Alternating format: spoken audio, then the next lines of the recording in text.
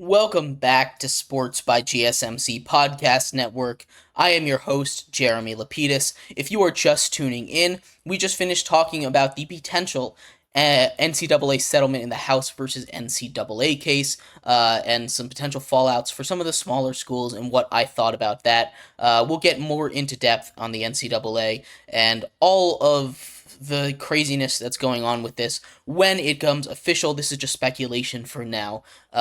But in this segment here, we are going to finish off our show talking a little bit about the NFL.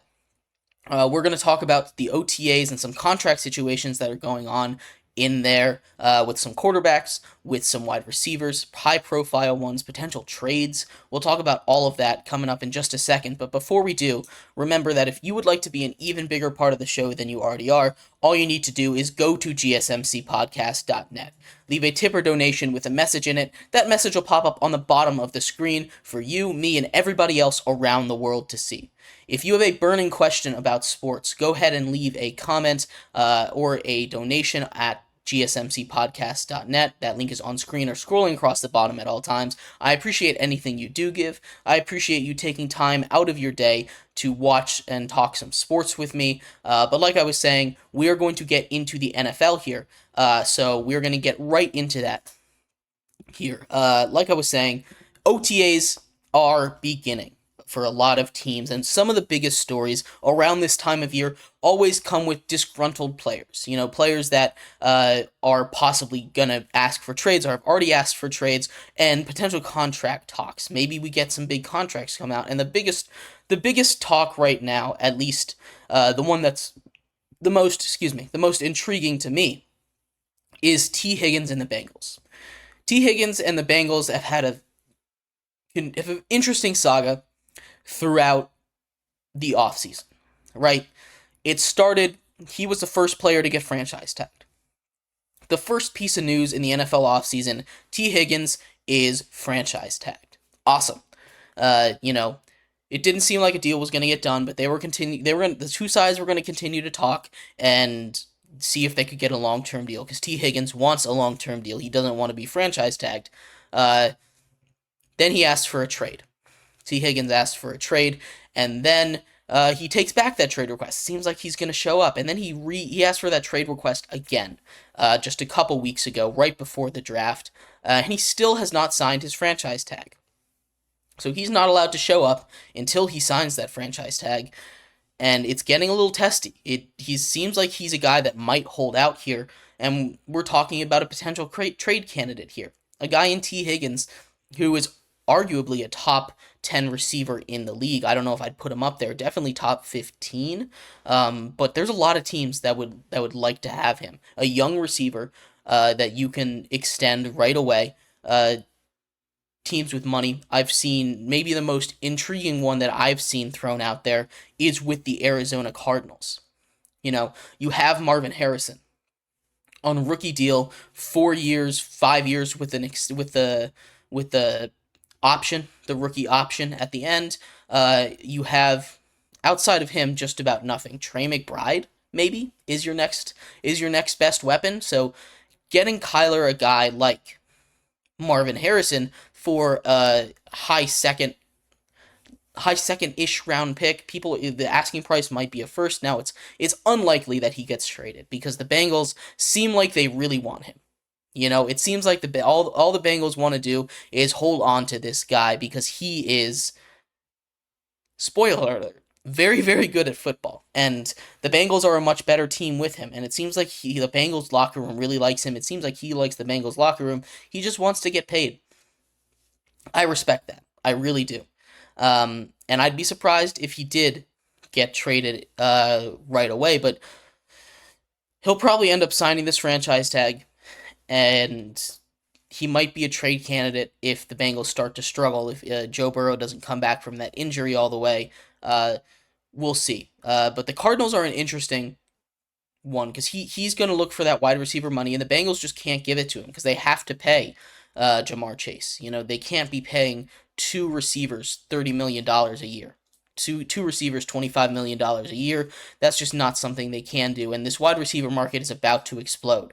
So it might actually be better for T. Higgins to wait a season, because if he signs it now, he's going to be about $5-6 million behind the highest paid guy, which, in the grand scheme of things, the difference between $25 million and $30 million when you're 25 years old is not a big deal. At least when you're going to get it over the course of 4 years, you're still going to get $100 million. So he's going to get all the money he deserves. A team will pay him. It's just a question of whether or not it'll be the Bengals. I don't think the Bengals have the ability to pay him right now. They have too many other places that they need to address, and too many other players that are more of a priority than T. Higgins, unfortunately. And it's unfortunate because he is on a team with Jamar Chase. Any other team would have paid him the big bucks right away, but since he's on a team with Jamar Chase and he's not the wide receiver one, they're not comfortable giving him that wide receiver one money. Another wide receiver who's looking for a contract, Justin Jefferson. He showed up for OTAs. Sounds like contracts are in the works there. He's going to get paid. And if I'm the Vikings, I am locking him up as soon as I possibly can. Because, like I was saying, T. Higgins needs to get paid. CeeDee Lamb needs to get paid. Jamar Chase needs to get paid. If I am a GM with a wide receiver that needs to get paid, I am paying them right now. I am saying, hey, you want to be the highest paid receiver? I will give you a little more than Amon-Ra St. Brown. How does that sound? Awesome? Great. You don't want to be the last domino to fall in this puzzle, because you are going to be the one that suffers. The Eagles did a great job. They paid A.J. Brown. They paid Devonta Smith. They paid both of them this offseason, and then they got it before it got hectic.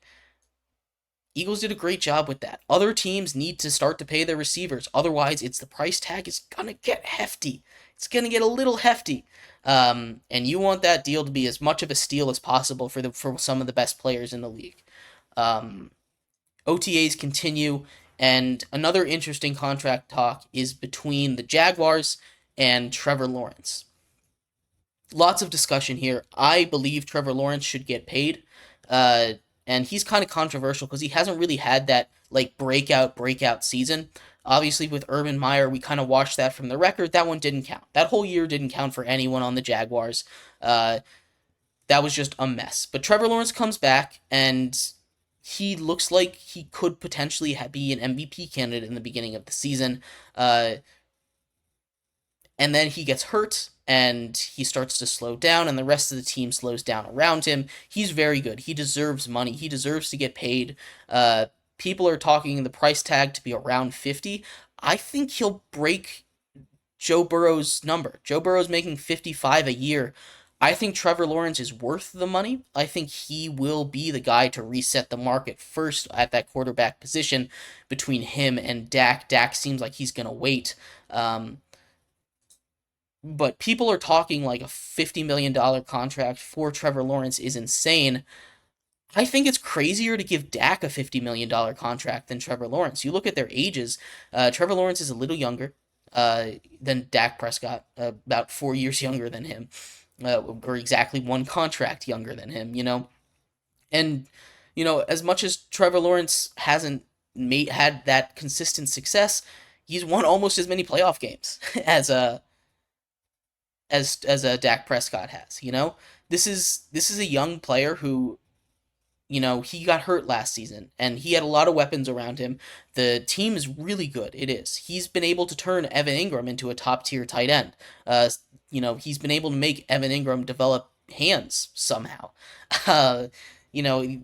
Christian Kirk has come out of Arizona as a, wide receiver 2 slot guy, and he's turned into a bona fide wide receiver 1 in Jacksonville. Trevor Lawrence has done a really, really great job with the weapons he's been given, and I think he deserves that money. I would sooner pay him than Dak Prescott. And maybe I'm insane for that, but I would rather give him that $60 million contract than Dak Prescott. I'm still not comfortable giving anybody $60 million. I think that's insane. But if there is a quarterback who's up for contract right now that I'd give it to, it would be Trevor Lawrence. I think the contract that he's going to get is going to be somewhere around the ballpark of 4 years, $57 million. That's $228 total. Guarantees somewhere around $185, $190. So record-breaking numbers, breaking the ceiling for making a new ceiling for quarterback contracts. Anyway, but that's more along the territories that I'm expecting for him. So maybe a little more than people are expecting to get. And if you can get him for around $50 million, that's a steal. Absolutely, go give him $50 million. I think that's huge if the Jaguars can get him for less than market resetting rates, because he's a guy that I think should reset the market. Unlike Jared Goff, who didn't reset the market but came too close to resetting the market, in my opinion. Uh, Trevor Lawrence is a guy that I believe can reset the market and would deserve to reset the market. But yeah, let me know what you think of any of those contracts, anything else we talked about here on the show, the NCAA lawsuits, any of the NHL series that we talked about here today. Who is going to win the NHL Stanley Cup? Let me know down in the comments. I appreciate all of you for sticking around and watching today's episode of Sports by GSMC Podcast Network. I have been your host, Jeremy Lapidus. We will be back here, same time, same place tomorrow, talking about any of the big news in sports going on in the next 24 hours. You guys have a great rest of your day, and I will see you then. Bye-bye.